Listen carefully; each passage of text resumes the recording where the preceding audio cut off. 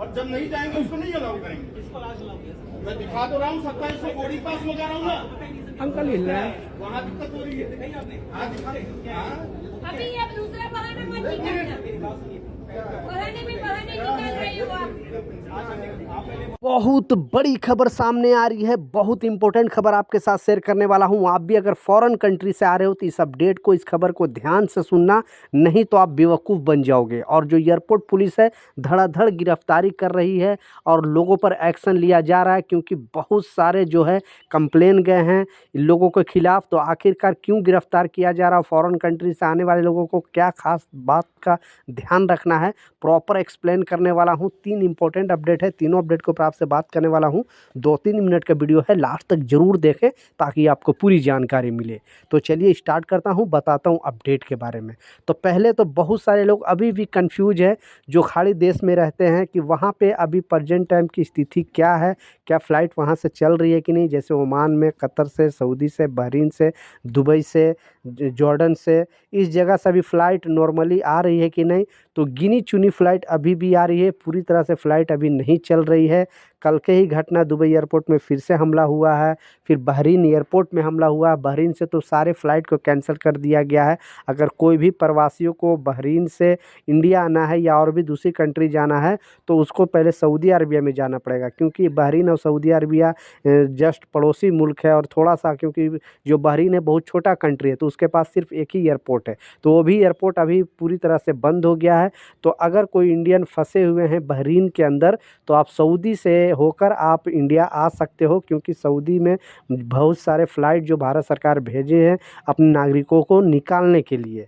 तो इस तरह का जो है, लेकिन नॉर्मली अगर आप वहाँ ट्रैवल करना चाहते हो, इंडिया से जाना चाहते हो बहरीन या दुबई या ओमान, कतर, सऊदी कहीं पर भी जाना चाहते हो तो अभी थोड़ा इंतज़ार कर लें, नॉर्मल स्थिति होने के बाद ही जाए। या फिर वहाँ से अगर प्रवासी हो, छुट्टी आना चाहते हो तो आप पहले देख लें, क्योंकि वहाँ गवर्नमेंट के डेटा के हिसाब से 1 करोड़ से ज़्यादा भारतीय सिर्फ खाड़ी देश में रहते हैं।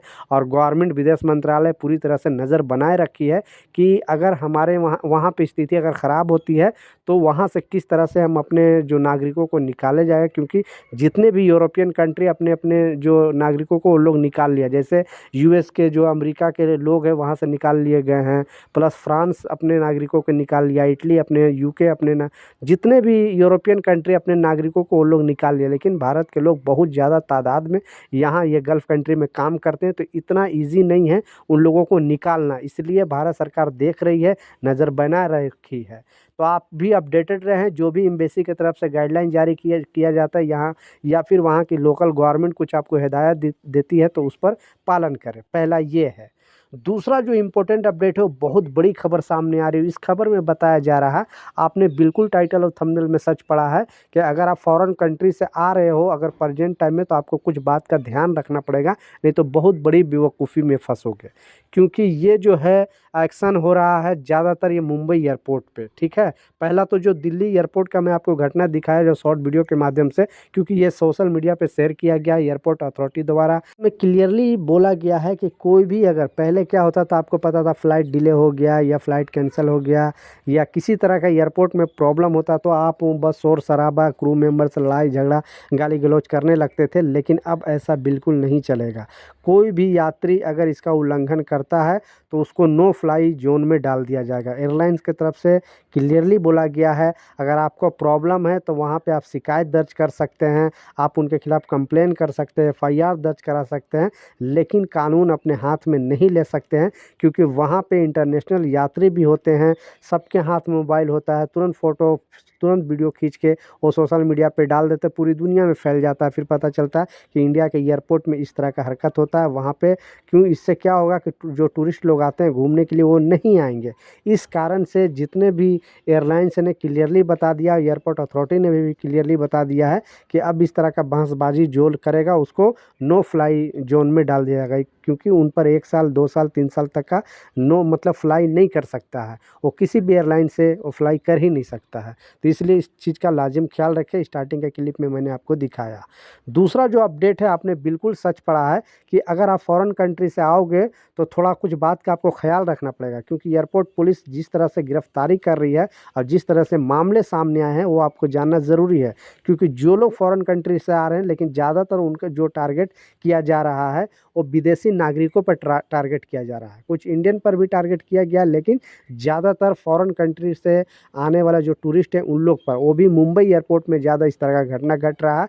और ये टैक्सी चालक और ऑटो चालक, ये लोग क्या कर रहे हैं, उन लोगों को बेवकूफ़ बना के पैसे ज़्यादा ले रहे हैं और बोल रहे हैं कि आप थोड़े दूर भी अगर जाना है तो ये टैक्सी वाले दादागिरी करते हैं। पहले तो बताएंगे नहीं कि हाँ आपको इतना पैसे होगा या मीटर चालू करने में इतना होगा, और जैसे ही आप थोड़ी दूर जाओगे फिर बोलेगा कि नहीं आपको इतना देना पड़ेगा। बोलोगे नहीं इतना पैसे नहीं है, फिर आपसे लड़ाई झगड़ा मारपीट लूट छीन, इस तरह से ऐसे 80 मामले सामने आए हैं। और एयरपोर्ट पुलिस पूरी तरह से ये डिसीजन लेने के मूड में है और बताया कि कोई भी इस तरह का चीज़ अगर करता है तो उस पर बहुत बड़ा मुकदमा दर्ज होगा। कुछ लोगों को गिरफ्तारी भी हुई है और कुछ लोगों को टैक्सी भी जब्त हुआ है, कुछ लोगों को जो ऑटो भी जब्त हुआ है। क्योंकि ये लोग पुलिस वाले सादा ड्रेस में बाहर खड़े थे और देख रहे थे, ऑब्जर्व कर रहे थे कि कौन जो है आदमी इस तरह से हरकत कर रहा है यात्रियों के साथ जो फ़ॉरेन कंट्री से आने वाले हैं। इसलिए मैं बताया अगर आप फ़ॉरेन कंट्री से आ रहे हो तो देख के टैक्सी वाले से सोच समझ के, अब ज़्यादा से ज़्यादा हर कंट्री में मेट्रो है, हर स्टेट में मेट्रो है, आप मेट्रो का इस्तेमाल करोगे तो आपके लिए बेहतर रहेगा। तो ये कुछ अपडेट था, कुछ जानकारी था, मैं सोचा आप लोगों के साथ शेयर करूँ। मिलता हूँ नए अपडेट के साथ, नई जानकारी के साथ। जब तक जय हिंद।